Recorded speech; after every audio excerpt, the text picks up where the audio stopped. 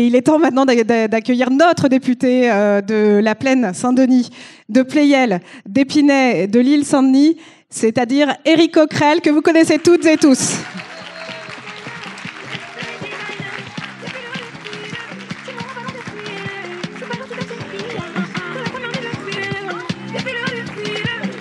Et Éric, non seulement c'est notre député, c'est aussi Éric qui a beaucoup œuvré au sein de la France Insoumise pour la rencontre des quartiers populaires à Épinay en 2018 et qui est toujours là aussi pour les luttes contre les violences policières. Donc pour nous c'est un député qui est très important parce qu'il a toujours été dans tous nos combats. J'ai le souvenir aussi pour les JO, il a toujours été là également. Donc merci à toi Éric. Merci Cécile. Bien, bonjour à toutes et à tous. Alors, j'ai les projecteurs dans les yeux, mais alors je vois quand même que la salle est pleine. Voilà. Je dis ça parce que je sais que c'est pas si évident, malgré les scores très importants de France Insoumise en Seine-Saint-Denis, et notamment à Saint-Denis-Perfil. Je crois qu'on a quasiment battu les records aux européennes. C'est mes copains les autres copains députés 93 qui vont pas être contents, mais je crois que c'est assez vrai. Je sais que c'est pas forcément facile de remplir les salles, notamment parce que les gens ne se déplacent pas si facilement pour des meetings politiques. Bon, nous on y arrive, et on y arrive en plus avec une caractéristique. Alors on est les seuls, c'est qu'il y a plein de jeunes. Voilà, il y a plein de jeunes. Et tout à l'heure, les lycéens de Rosa Parks l'ont montré. Je vous remercie du petit clin d'œil, Wally, c'est sympa. Je crois que ça, c'est aussi une des caractéristiques de LFI. Alors, tu disais infatigable? Non. Non, c'est pas vrai. C'est pas vrai, pas infatigable. Moi, je suis crevé, personnellement. Mais j'ai surtout une grosse fatigue parce que, comme vous, je souffre depuis des années dans ce pays.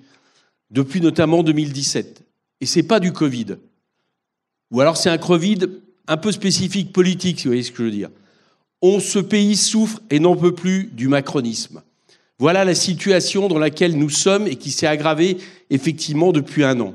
Alors moi, je vais être celui qui va vous donner un peu de chiffres. Je suis désolé, c'est pas forcément le meilleur rôle, donc je vais essayer de les rendre un peu clairs, mais on rentre dans la période budgétaire. Bien.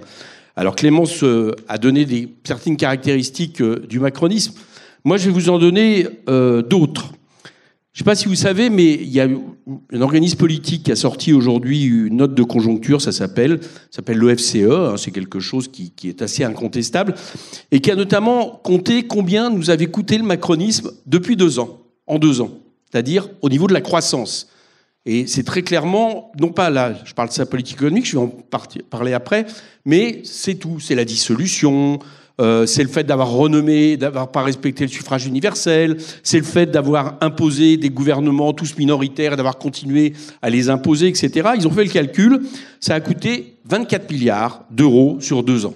24 milliards au pays d'euros, c'est-à-dire 0,8 points de croissance. Bon. 24 milliards, juste pour que vous sachiez, c'est l'effort budgétaire du budget 2025, c'est-à-dire la baisse des dépenses publiques, etc. Eh ben Macron, à lui tout seul, il a coûté autant au pays. Et puis il y a une deuxième caractéristique, c'est sa politique, l'austérité notamment. Et l'austérité, l'OFCE donne un chiffre aussi. Alors pourquoi il donne ce chiffre sur l'austérité? Parce qu'il faut comprendre quelque chose. Alors c'est les têtes de nœud de Bercy et autres qui comprennent pas depuis des années leur politique. Je parle des politiques, je parle pas forcément des techniciens, ils ne peuvent pas forcément grand-chose. Mais c'est que quand vous faites des politiques d'austérité, quand vous baissez les dépenses publiques, quand vous baissez par exemple des dépenses qui permettent de construire des lycées, de faire en sorte que l'hôpital marche mieux, et ben figurez-vous, c'est ce qu'on appelle un aspect récessif sur l'économie. Ça veut dire quoi? C'est que comme l'État commande moins, remplit moins les commandes des entreprises qui, par exemple, vont rénover les lycées, vont rénover des bâtiments. Quand vous faites en sorte que les gens gagnent moins d'argent, les fonctionnaires, mais aussi les prestations sociales, tout ça, c'est un aspect où les gens consomment moins, c'est simple. Et il se trouve que la consommation en France, c'est la moitié de notre richesse nationale. Notre pays a cette caractéristique, c'est qu'il répond par moitié, avec la consommation populaire, à notre richesse nationale. Et ben ça a coûté au pays, à nouveau, 36 milliards en 2 ans. La politique de Macron a coûté 36 milliards. Et 36 milliards, c'est marrant, c'est plus que les baisses budgétaires que se demande ce gouvernement. Donc ça, c'est les 2 premiers constats. Et puis il y a un 3e constat qui est indéniable. Alors vous me direz, c'est pas le Macron, mais c'est ceux que sert Macron. Et ceux dont Macron sert. enfin non, plutôt ceux de se sert Macron, et que Macron finalement représente, c'est le capitalisme. Jamais le coût du capitalisme n'a été aussi fort dans notre pays depuis la libération. C'est ça la réalité. C'est-à-dire qu'ils sont en train de revenir à une répartition des richesses sur ce pays qui est à la hauteur de ce qu'il y avait avant la libération, quand on a fait payer la bourgeoisie, parce que la plupart du temps, la bourgeoisie avait collaboré et qu'on leur a imposé un État social, un contrat social différent. Ils sont en train de revenir sur toutes les inégalités les pires du 19e et du 20e siècle. Et tout ça, ça s'est fait avec des cadeaux fiscaux à ne plus savoir qu'en faire, qui nous coûtent environ 60 milliards d'euros par an. Je ne sais pas si vous vous rendez compte, c'est-à-dire que les cadeaux fiscaux qu'a fait Macron aux plus riches nous coûtent 60 milliards d'euros par an. Et les aides aux entreprises qui ont été données sans contrepartie coûtent 211 milliards au pays. Alors, je sais que tout ça, ça fait des chiffres, ça fait un peu... mais à cause de ça, eh bien, par exemple, les déficits augmentent. Voilà, ce n'est pas les dépenses publiques qui ont augmenté les déficits dans ce pays, ils sont stables. En réalité, contrairement à ce qu'on nous dit, il faut baisser les dépenses, etc. Ce qui a pénalisé ce pays, c'est le fait qu'il y a moins de recettes, et il y a moins de recettes parce qu'on fait des cadeaux fiscaux aux ultra-riches. Pour bien comprendre ce qui se passe, je vais vous donner un seul chiffre. Clémence l'a dit rapidement, mais quand même, ça vaut le coup d'y revenir. Dans ce pays, les 500 personnes les plus riches de ce pays, tous des capitalistes, tous des détenteurs d'actions, eh bien, depuis 2017, leur richesse a doublé, leur patrimoine a doublé. Il a augmenté de 600 milliards, il est presque à 1200 milliards aujourd'hui. Il pesait, en 2017, environ 20% du PIB, leur patrimoine. Aujourd'hui, il pèse plus de 40%. Je ne sais pas si vous vous rendez compte. 500 personnes qui possèdent 40% de la richesse de ce pays. Bien. Et comme la richesse de ce pays, elle n'a pas doublé dans le même temps, c'est assez facile de comprendre qu'ils ont fait leur richesse sur les autres. Ils ont fait leur richesse sur le travail de vous tous ou de vos parents, etc. Voilà exactement la situation que nous a légué Macron, avec des cadeaux fiscaux, avec le fait de laisser faire ces gens-là, avec des aides aux entreprises qui sont sans contrepartie. Voilà en quoi on a affaire, et voilà comment ce budget, le budget qui arrive, s'ouvre. Alors on pourrait dire, mais peut-être que ça a des conséquences positives finalement, c'est ce qu'ils nous ont vendu. Moi je me rappelle, un jour il y a un Bruno Le Maire qui a failli être un nouveau ministre là, si, je vous assure, on lui dit... C'était à l'Assemblée nationale, c'était pendant le Covid. Alors je lui dis, tiens, Bruno Le Maire, est-ce que vous pouvez nous expliquer les aides aux entreprises, comment vous assurez que, puisqu'il n'y a pas de conditions de contrepartie, comment vous pouvez nous assurer que ça ne part pas en dividendes? Parce que ça part en dividendes, les dividendes ont multiplié par 2. Les dividendes, pour ceux qui ne savent pas, c'est la part des bénéfices qui ne sont pas investis, qui ne partent pas dans les emplois, pas dans les salaires, uniquement dans les poches des actionnaires. Bien. Eh bien, je me rappelle de la réponse de Bruno Le Maire, ça a été dire le bon sens. Voilà, c'est le bon sens capitaliste, c'est bien connu, c'est fait pour favoriser la société, etc., et non pas augmenter les taux de profit. Et puis en même temps, il expliquait sa politique en disant, écoutez, nous on l'assume, on fait des cadeaux aux plus riches, et puis ces plus riches, une fois qu'ils vont avoir ces cadeaux, ils vont investir dans le pays, et puis ils vont permettre à tout le monde, ça s'appelle la politique du ruissellement, et bien finalement qu'il y ait plus d'emplois, que les gens gagnent plus d'argent, qu'on investisse, etc. Bon, mais peut-être que l'heure du bilan a sonné. Et l'heure du bilan, elle est catastrophique. Les chiffres du chômage dans ce pays sont en train de remonter de manière dramatique. Il y a 162 000 destructions d'emplois rien que pour l'année 2000, entre 2024 et 2026. Il y a une hausse de chômage de 333 000 personnes, et je sais que dans ce département, nous savons ce que ça veut dire derrière ces chiffres, cette hausse du chômage, comme dans le même temps, ils ont décidé de moins indemniser les chômeurs comme si le chômage était leur responsabilité.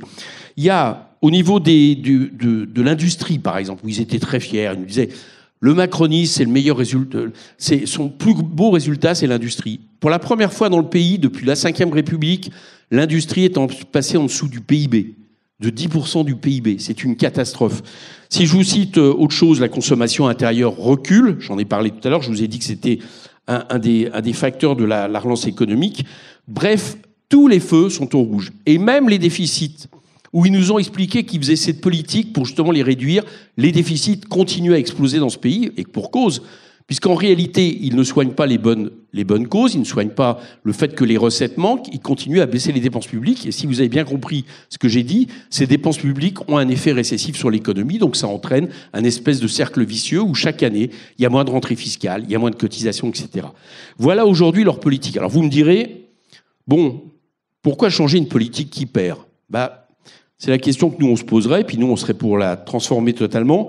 Mais eux, manifestement, c'est pas la situation. La situation, c'est de la continuer et de continuer à la poser. Donc c'est sous cet éclairage que commence le budget qui nous est présenté cette année. Et nous, notre objectif maintenant, c'est très clairement une chose. C'est de le battre. Nous allons faire en sorte de battre ce budget. Parce que battre ce budget, c'est la condition déjà qu'il arrête de sévir. Et ça va être aussi la condition qu'à nouveau on puisse censurer ce gouvernement. Et ça va être la condition de retourner aux urnes. Pourquoi il faut le battre ? Parce que vous avez compris la politique de Macron, et là le budget, c'est le pire qu'on a eu depuis 2017. Il n'y en a pas eu de pire. C'est le budget le plus antisocial, c'est le budget qui ne règle absolument aucun des grands problèmes du moment. Donc il ne règle pas, par exemple, la question de répondre aux besoins, qu'on sait tous criants en termes de services publics, en termes de pouvoir d'achat des gens. C'est un budget qui, d'un point de vue de l'écologie, j'y reviendrai tout à l'heure, est absolument catastrophique. C'est-à-dire, pour bien que vous compreniez, les économistes, même les économistes qui étaient avant proches de Macron, je pense à quelqu'un qui s'appelle Pisani-Ferry, qui était un économiste, qui était un des conseillers de Macron en 2017. Bon, aujourd'hui, il a fait un rapport, et ce rapport explique que si on veut respecter seulement les accords de Paris, qui ne sont pas très ambitieux, pour respecter les accords de Paris, il faudrait 37 milliards de plus d'investissements dans l'écologie. Ça veut dire quoi ? Dans la bifurcation écologique, dans les transports, dans l'énergie renouvelable, etc., etc. Au lieu de ça, l'an dernier, on a baissé le budget de 2 milliards. Ce qui fait que le constat, c'est que pour la première fois depuis des années, l'investissement en matière d'écologie, du vivant, de la biodiversité dans ce pays, il a diminué. En termes de part privée et publique, il a diminué. Et du coup, la conséquence, elle est tout de suite vite, c'est que la baisse qu'on avait constatée du CO2 depuis quelques années, elle est arrêtée. Ça, c'est un autre échec de cette politique qu'ils veulent maintenir. C'est aussi un échec total. Clémence parlait du nouvel ordre international. La caractéristique du nouvel ordre international, c'est que pendant des années, le capitalisme s'est appuyé sur le libre-échange comme mode de domination et de production et d'échange des marchandises, etc., prioritaires. Voilà. Maintenant, avec Trump, on est rentré dans une nouvelle période. Il rentre dans une période d'affrontement politico-économique entre blocs. Le moins qu'on puisse dire, c'est que quand on a affaire à ça, on devrait peut-être essayer de reconquérir un peu de souveraineté industrielle. En plus, c'est bon au niveau écologique, puisque ça permet d'avoir des circuits courts. Donc, on a besoin d'investissements massifs. Dans ce budget, il y a un seul investissement qui se fait. C'est l'économie de guerre. On va investir pour l'armement. On devrait investir pour l'écologie. On devrait investir pour les besoins. On devrait investir pour les écoles. On devrait investir pour les lycées, pour les hôpitaux, etc. On va investir pour les armements. Et avec une inquiétude, c'est que quand le capitalisme a fait ça dans l'histoire, c'est-à-dire quand il a essayé de se dégager des nouvelles marges de manœuvre et des nouvelles sphères de production, et il l'a fait par les armes, le propre du capitalisme, c'est que quand il produit des choses, il a besoin de déboucher. Et que presque automatiquement, ça déclenche des guerres. Voilà la situation dans laquelle ils sont. Et ce budget-là, le seul budget qu'il augmente au niveau de l'État, c'est le budget de l'armement et de la défense, avec une augmentation de près de 7 milliards d'euros. Donc il ne résout évidemment pas non plus ce problème majeur qui est celui de la reconquête de la souveraineté industrielle, des relocalisations et donc de l'emploi. Alors qu'il faudrait un budget qui propose une économie de paix, on a un budget qui propose l'austérité et une économie de guerre. Voilà les caractéristiques de ce budget. Alors je vais rapidement, parce que le temps va vite passer, mais sinon vous dire un petit peu ce qu'il y a dedans comme musée des horreurs. La première chose, c'est qu'il reprend quasiment la copie de François Bayrou, mais il l'aggrave. Il l'aggrave dans une première caractéristique, c'est qu'ils nous disent, oui, d'accord, alors on a compris quand même, c'est vrai qu'il y a eu trop de cadeaux fiscaux aux plus riches, trop de cadeaux fiscaux aux plus grandes entreprises, donc c'est normal qu'elles contribuent à l'effort national. Puisqu'on demande à tout le monde de se serrer la ceinture, peut-être que ça serait normal qu'ils nous laissent un peu de leur grande fortune qu'ils ont accumulée. Sauf que quand on fait l'addition des mesures qui sont proposées dans ce budget, le cornu, par rapport au budget Bayrou, c'est 2 fois moins. C'est-à-dire qu'on va passer de environ 10 milliards d'euros qui avaient été prises quand même aux grandes entreprises, c'est pas grand-chose, hein, si vous avez suivi ce que je vous dis, c'est des centaines de milliards d'euros qui ont été accumulés. L'idée était de prendre 10 milliards. Cette fois-ci, on va prendre 5,9 milliards d'euros. Et puis il y a une deuxième mesure qui est prise, c'est que vous avez peut-être entendu depuis longtemps, on parle beaucoup de la taxe Zucman. D'accord ? Vous avez entendu les lycéens, la taxe Zucman ? entendu un petit peu. Bon. Alors, pour comprendre la taxe Zuckman, son principe, c'est que il se trouve que les ultra-riches, pour payer moins d'impôts, eh bien, ils transfèrent une très grande partie de leurs revenus ou de leur patrimoine personnel vers le patrimoine professionnel, en termes d'actions, etc. Et il se trouve qu'une des caractéristiques de la fiscalité française depuis 1981, c'est que ces biens professionnels, eh bien, on ne les taxe pas. Le bilan de ça, il est très clair. C'est que si vous prenez, cette fois-ci, les 175 personnes les plus riches de ce pays, on s'aperçoit qu'elles payent presque pas d'impôt sur le revenu, moins de 2%, et que, comme les biens professionnels sont quasiment pas taxés, en tout, elles sont imposées, toute taxe comprise, tout impôt comprise, toute cotisation, environ à 25%. Ben, figurez-vous, la moyenne de taxes, de cotisation, d'impôts sur les Français, c'est 50%. Autrement dit, ça veut dire que les ultra-riches de ce pays, vraiment là je parle de quelques centaines de personnes, payent moitié moins d'impôts en réalité que vous, les dans la salle, ceux qui vous payent des impôts, des cotisations ou autres. Bon. Donc ces gens-là, Zuckman a imaginé une taxe de 2% minimum qui va taxer leurs biens professionnels, c'est-à-dire les actions, etc.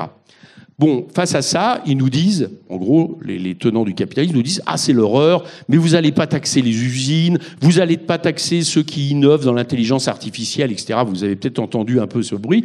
Donc, il faut exclure ça. Donc, ils nous ont proposé une taxe qui, soi-disant, taxe le patrimoine des holdings, sauf qu'ils excluent tous les biens professionnels. Et ils excluent notamment, par exemple, les actions. Alors pour vous donner une petite idée de ce que ça exclut, il se trouve qu'aujourd'hui, Bernard Arnault vient d'avoir la plus grande augmentation de richesse de l'histoire. C'est-à-dire en une journée, il a gagné 19 milliards d'euros. L'augmentation des actions de LVMH aujourd'hui ont tellement bondi qu'il vient de se mettre 19 milliards d'actions dans les poches, ce qui fait que sa richesse est de 192 milliards. Eh bien, avec la taxe que nous propose le gouvernement, eh bien, rien ne sera ponctionné de cette accumulation de richesses. Donc, premier constat, ce budget ne résout absolument pas la nécessité du partage des richesses et le vol organisé de richesses que nous produisons tous par quelques centaines de personnes qui nous coûtent trop cher. Premier constat. Deuxième constat, après, ils nous disent qu'il y a des niches fiscales, c'est un vrai problème. Les niches fiscales, c'est vrai, c'est un vrai problème.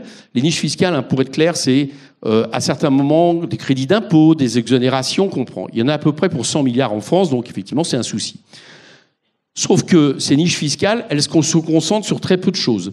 Elles se concentrent sur le crédit impôt recherche. Alors là, ce qu'on dit, on dit à des gens, des entreprises, on va vous aider, on va mettre des milliards là, mais à condition que vous créiez des emplois dans la recherche. Bon, on pourrait se dire, a priori, pourquoi pas? Ça peut être une solution, c'est peut-être pas négatif. Bon, le problème, c'est que dans le même temps, ils ont baissé la recherche publique. Mais surtout, le problème, c'est que les entreprises qui en profitent le plus, figurez-vous, c'est les grandes entreprises. Et le record numéro 1 de l'entreprise qui profite le plus de la crédit impôt recherche, c'est Sanofi. Et la caractéristique de Sanofi, c'est que chaque année, ils touchent 100 millions d'euros de crédit impôt recherche et qui suppriment des centaines de postes de chercheurs dans ce pays et de laboratoires. Bon. Donc ça, ce crédit impôt recherche, on pourrait se dire c'est un scandale, il faut au moins l'améliorer. Il y a une autre niche qui s'appelle Dutreil, qui, au nom de transférer son entreprise à sa famille, en réalité est une niche fiscale. Bref, il y en a quelques-unes. Alors on pourrait se dire, bon, ils vont s'attaquer aux niches fiscales, ils vont peut-être taper dessus. Eh bien, ils attaquent les niches fiscales. Mais alors, figurez-vous, ils attaquent les niches fiscales des retraités. Ils décident de supprimer les 10% d'abattement sur les impôts pour les retraités. Ils attaquent les niches fiscales là on le voit bien aussi, on touche les ultra-riches de manière certaine, qui consiste à faire que vous pouvez déduire les frais scolaires. Ça sera plus possible. Ils attaquent les niches fiscales, je recherche mon papier, dans quelques secondes j'aurai retrouvé, de ceux qui ont des indemnités journalières pour les affections de longue durée. Voilà les niches fiscales qu'ils attaquent. Vous voyez, c'est les privilégiés, c'est les riches, et c'est pas scandaleux. Bref. Vous aurez compris que je pense l'inverse, évidemment. Bien, ça c'est le deuxième point, la manière dont ils font une politique. Et puis le troisième, c'est enfin ce qu'ils ont appelé l'année blanche. Alors là, Clémence vous a donné quelques exemples qui sont évidemment parmi les plus scandaleuses. Ça passe dans le budget de la sécurité sociale. En gros, pour aller vite, ils ont décidé de faire en sorte que le budget les prestations sociales, les prestations des retraités, etc., ne suivent pas l'inflation. Donc, comme ça ne suit pas l'inflation, vous perdez du pouvoir d'achat. Et avec certaines, effectivement, scandaleuses, il y a le gel de l'indemnité journalière pour les aidants, le gel des prestations d'accueil d'enfants, le gel de l'allocation lors du décès d'un enfant. C'est ce qui, moins qu'on puisse dire, c'est qu'ils savent y faire.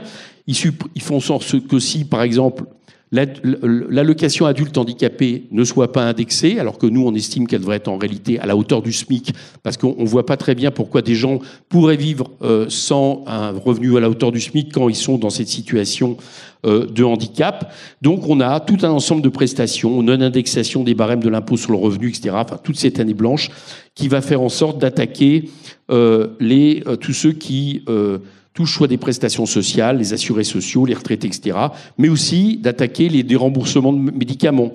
Par exemple, c'est une taxe sur les maladies d'affection longue durée. C'est le fait d'avoir des créations, augmentation des franchises médicales. Franchise médicale, ça veut dire qu'il y a une part, normalement, des choses qu'on devrait vous rembourser avec la sécurité sociale qu'on ne fait pas. Réduction des arrêts de travail, etc. Bref, un ensemble de mesures qui va non seulement être injuste, mais pénaliser en plus, je l'ai dit tout à l'heure, la consommation populaire. Troisième point, on va attaquer l'État. Et là, je vais vous faire un petit point par rapport aussi à ce que ça nous impacte, nous, en Seine-Saint-Denis, dans nos vies. Alors ça, qu'est-ce que ça veut dire attaquer l'État? C'est attaquer les ministères, baisser les budgets des ministères. Il y a 3 ministères qui ne voient pas leur budget baisser. L'armée, vous avez compris, la sécurité, c'est-à-dire la police, la justice, un peu moins, et puis tous les autres vont payer et vont coûter, vont, subir de manière très chère. Par exemple, on va baisser le budget du ministère du Travail, Emploi et Administration de 12%. Bien. Je pense qu'au moment où le chômage remonte, c'est vraiment intelligent, bien évidemment. On va faire en sorte de baisser le budget Solidarité, Insertion, Égalité des chances. On va faire en sorte de baisser le budget Cohésion des territoires. Alors, cohésion des territoires, pour bien comprendre, c'est le logement. Donc, dans une situation qui est certainement une des situations les plus catastrophiques en matière de logement depuis des décennies, ils vont le baisser de 4,8%. Ils ont fait à peu près la même chose l'an dernier. Et ça fait qu'il y aura moins de logements sociaux, il y aura moins de rénovations, etc. Alors même que nous, dans notre programme, nous disons qu'il faut 200 000 logements publics par an de plus pendant 5 ans pour essayer de rattraper le retard que nous subissons. Ils vont baisser aussi, je pensais tout à l'heure à ce que vous disiez sur les antennes jeunesse, parce que ça a un impact, et notamment la jeunesse, le budget sport, jeunesse, vie associative, qui est extrêmement important parce que ça fait des années que ces gens-là baissent les budgets de l'État, baissent les budgets des services publics, comptent sur les associations pour essayer de pallier à ça. Eh bien, ce budget-là, budget du sport aussi, rappelez-vous l'héritage des Jeux Olympiques, nous disait-il, il baisse de 18,4%. Je ne sais pas si vous vous rendez compte, 20% de baisse de budget qui sont consacrés au sport, à la jeunesse, à la vie associative. Je pourrais en ajouter d'autres sur la culture, je ne vais pas tous les égrener, c'est une catastrophe. Et évidemment, je le disais tout à l'heure, également le budget écologique. Donc tout ça, il faut vous rendre compte d'une chose, c'est que derrière ces chiffres qui peuvent paraître abstraits comme ça, eh bien, c'est notre vie quotidienne qui est impactée. Parce que nous le savons, notamment en Seine-Saint-Denis, les services publics, c'est souvent la seule richesse des plus défavorisés. C'est ce qui permet, à un moment donné, dans notre pays, qu'il y ait des redistributions, que, par exemple, les écarts entre les revenus soient moins importants que les écarts réels. C'est ce qui permet, par exemple, en théorie, d'avoir la sécurité sociale et un service de santé qui, a une vingtaine d'années, le monde entier nous enviait et qu'ils sont en train de démolir méthodiquement en pensant que les plus riches, eux, pourront continuer à se payer la santé pendant que les plus pauvres auront le minimum vital. Et c'est vrai pour les lycées, etc. aussi, qui souffrent dans ce budget. Enfin, les collectivités territoriales vont prendre très cher aussi. C'est 5 milliards qui vont leur être amputés, alors que l'an dernier, ça avait déjà été le cas, et alors que les collectivités territoriales sont souvent, j'allais dire, ceux qui continuent dans le pays à assurer de l'investissement. Voilà. Parce qu'il se trouve que toute cette politique en faveur du capital fait que l'investissement privé baisse dans le pays. Ce qui permet de maintenir l'investissement, c'est l'investissement public. Et c'est notamment celui des collectivités qui va être évidemment attaqué. Alors quand je vous dis ça, c'est pas une excuse pour Hanotin, qu'on se comprenne bien, parce que c'est pas parce que vous considérez que vous affaiblissez, l'État affaiblit les services publics que quelque part il faut cotiser. Bien. Et donc, au contraire, moi je pense qu'une mairie de gauche, une ville de gauche, elle devrait être un bouclier social par rapport à ce genre de politique. Elle devrait défendre, quand les services publics sont attaqués, elle devrait les défendre. Et donc, quand par exemple il y a des baisses au niveau du sport, de la jeunesse, etc., eh bien, il faudra m'expliquer pourquoi, dans le même temps, on ferme les antennes jeunesse qui sont les services publics de proximité. Pourquoi, quand on fait une politique qui effectivement est en défaveur du logement au niveau de l'État, une mairie de gauche elle-même contribue à construire moins de logements sociaux et à diminuer les logements sociaux dans la ville, ce qui a pour effet d'augmenter les loyers, etc., etc. Et ça, c'est la marque, effectivement, de la mairie dirigée par Mathieu Hanotin ou d'Akarim Bouamram. C'est la même politique. Et d'ailleurs, c'est deux villes que nous comptons bien reprendre. Donc voilà, au niveau du budget des collectivités, ce que je voulais dire. Je termine sur une chose, sur le budget, parce qu'on en a beaucoup parlé. C'est ce qui a aujourd'hui été le prétexte pour les socialistes de ne pas voter la censure. C'est la question de la réforme des retraites. Bien. Alors, il faut bien comprendre quelque chose. Donc les socialistes nous disent, quand même, on a eu une grande victoire, vous les insoumis, ça ne nous étonne pas, vous crachez sur une victoire de ce type, etc., etc. Bon. Alors déjà, une première chose, si c'était une vraie suspension de la réforme des retraites, totale, je ne suis pas sûr, par rapport au budget que je viens de vous décrire, que l'enjeu en vaut la chandelle. Parce que le budget est un musée des horreurs totales. Et c'est pas c'est pas une mesure qui va permettre de dire, bon, bah, pour cette raison, on ne censure pas le gouvernement. Mais alors, en plus, je vais vous dire une chose. Cet amendement, il va jamais voir le jour. Il ne va jamais voir le jour.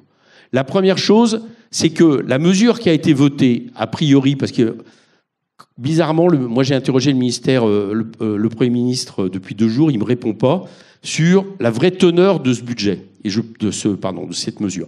Et je pense qu'il ne me répond pas parce qu'il y a un loup. Bon. Et il y a un loup parce que ce loup, c'est que le fait que pour l'instant, de ce que je comprends, c'est que quand ils vont rétablir la réforme des retraites le 1er janvier 2028, ils vont la rétablir là où elle aurait dû être au moment où là où elle aurait dû être si on n'avait pas suspendu la réforme. Autrement dit, pour être très clair, je ne suis pas assez clair là, ils suspendent l'application de la réforme, ils ne suspendent pas la réforme. Là, aujourd'hui, on part à 62 ans et 9 mois, hop, ils vont l'arrêter là, et quand ils vont la reprendre le 1er janvier 2028, on va partir à 63 ans et 6 mois. Donc en réalité, il y a les générations, il y en a peut-être ici qui sont présentes, 64, 65, effectivement, qui vont un peu gagner avec cette réforme, un peu, mais d'un autre côté, toutes les autres vont devoir continuer à s'avaler la réforme à 64 ans en échange de ne pas avoir censuré ce gouvernement. Ça, c'est le premier constat. Et puis le deuxième, et là les socialistes se rendent compte depuis hier, c'est bien pour ça qu'ils ont essayé de demander une loi, c'est que figurez-vous, pour faire en sorte que cet amendement passe, il faut que le projet de loi de finances de la sécurité sociale passe. Et pour que le projet de loi de finances de la sécurité sociale passe, comme les forces gouvernementales sont minoritaires, il faut que les socialistes votent pour. Donc, il faut qu'ils votent pour le doublement des franchises, toutes les prestations gelées, etc., tout le musée des horreurs que je vous ai dit. Évidemment, ça fait un peu tâche, j'allais dire. Bon. Donc, ça, c'est un piège absolu. Comme nous voulons battre le projet de loi de finances de la sécurité sociale et que nous le battrons, comme nous voulons battre le projet de loi de finances de l'État et que nous le battrons, eh bien, cet amendement, c'est un leurre. Cet amendement, c'est, j'allais dire, une entourloupe totale qui ne verra pas le jour et qui a juste permis qu'on ne censure pas plus rapidement aujourd'hui le gouvernement Bayrou. Voici la réalité devant laquelle nous sommes. Alors, je t'imagine par le calendrier. Clémence disait, et c'est vrai, ce matin, c'était triste. Bon, on a perdu à pas grand-chose. Bon. Mais un gouvernement qui, dans une motion de censure, alors que toute l'opposition ne la vote pas, a autant de voix contre, c'est un gouvernement qui ne peut pas faire passer ses budgets. Donc nous, maintenant, l'objectif d'ici la fin de l'année, d'ici novembre, ça va être de battre les budgets. Ça va être de les battre. La seule façon pour eux d'essayer de l'éviter, ça serait de faire en sorte, je le fais rapidement, mais que les budgets soient discutés tellement longtemps à l'Assemblée que dans ces cas-là, ils peuvent faire des ordonnances et que ces ordonnances permettent d'adopter les budgets tels qu'ils sont aujourd'hui. Donc on va essayer de l'éviter, on ne va pas essayer de leur faire ce cadeau, y compris en restreignant le nombre d'amendements. Et puis si on les bat, eh ben, contrairement à ce qu'ils disent, il y aura un budget. Ça s'appelle la loi spéciale. Et alors, quand on leur dit ça, ils nous disent « Ah, mais vous allez faire une loi spéciale, ça va être terrible, ça va être beaucoup moins intéressant pour les gens, etc. » Ben, moi, je suis bien content parce que là, ce soir, il y a eu un chiffre qui est tombé qui dit que la loi spéciale va coûter 11 milliards. Alors, j'ai regardé un peu ce que ça voulait dire. Bon, là-dedans, ils mettent l'équivalent de ce que je vous ai dit du produit de l'instabilité politique. Donc, ces 3 milliards, c'est pas la réalité. C'est pas la loi spéciale qui va les coûter, c'est Macron. Et puis ils mettent 8 milliards. Et dans les 8 milliards, qu'est-ce qu'ils mettent ? Ils disent, bah, c'est simple, c'est que comme les retraités, leur retraite sera indexée, les prestations sociales, les prestations sont indexées, et ben l'État va perdre cet argent. Sauf que nous, on veut pas que ça passe. Donc, quelque part, la loi spéciale, elle sera de toute façon préférable au budget absolument catastrophique qui se passe. Et après qu'il y ait la loi spéciale, on censurera ce gouvernement. Et après qu'on censurera ce gouvernement, on dira de manière encore plus forte que Macron doit partir. Parce que c'est lui le responsable de toute cette situation. C'est lui qui est le chaos et c'est lui qui est l'instabilité. Voilà exactement quel va être notre plan d'action insoumis pendant les mois à venir. Et je ne sais pas si vous avez remarqué, mais ce qu'on annonce, nous, insoumis, depuis maintenant des mois, quand nous disions nous allions gagner les élections législatives, alors que tout le monde nous disait ça va être le Rassemblement national, nous avons gagné les élections législatives. Quand nous avons dit nous allons censurer Michel Barnier, nous avons censuré Michel Barnier. Quand nous avons dit nous allons battre François Bayrou et son vote de confiance, nous avons écrasé François Bayrou. Et ne croyez pas que le cornu, dans cette espèce d'aller-retour 1 et 2, le fait qu'il n'ait pas pu passer, eh bien je vais vous donner la réponse. Pourquoi il y a eu la situation du vote de confiance perdu? Pourquoi ils ont tellement de mal à nommer un gouvernement? Eh ben, vous, les lycéens, le lycéen de Rosa Parks, vous avez donné la réponse. Ça a été le succès des journées du 10 septembre et du 18 septembre, et qu'il nous faut recommencer le même type de journée avec des grèves générales, avec des mobilisations de la jeunesse. Voilà ce qui aiderait considérablement à battre définitivement le macronisme. Vous avez compris, je pense que nous allons retourner aux urnes. Mais il y a une élection, de toute façon, qui va avoir de manière certaine. Et la bataille que nous menons au niveau national, elle se passe au niveau local. Et moi, je vais te dire une chose, Bali. J'ai bien écouté tout le monde. Johan, Cécile, Sylvia, qui n'a pas parlé, mais que notre conseillère départementale, et que je salue bien évidemment. Landry, qui n'a pas parlé non plus, mais pour qui j'ai une affection particulière. Wally, tous les jeunes des lycées. Je vous ai bien entendu. J'ai bien entendu aussi Diangou Traoré, dont je me demande bien dans la salle qui n'est pas de sa famille. Je sais pas, il y a qui... Non, parce que j'ai vu, mais c'est bien, hein, au contraire. Et puis j'ai surtout entendu Bali Bagayoko. Ben moi, je vais te dire un truc, Bali. Diangou, j'ai suivi votre campagne, j'ai soutenu votre campagne la dernière fois. Je sais qu'en plus, vraisemblablement, touchons du bois, il y a d'autres forces qui devraient nous rejoindre dans les jours à venir, très certainement. D'accord ? Et ben moi, je la sens beaucoup plus, cette campagne. Et moi, je vais vous dire un truc, en mars, on va prendre cette ville, on va prendre Saint-Denis, on va prendre Pierrefitte, et comme on va prendre d'autres villes à pleine commune, on va même prendre pleine commune, et on va changer la vie au quotidien de tous les gens qui habitent ici. Voilà ce que je nous souhaite, voilà ce que nous allons faire. Bali 2026, bravo à toi.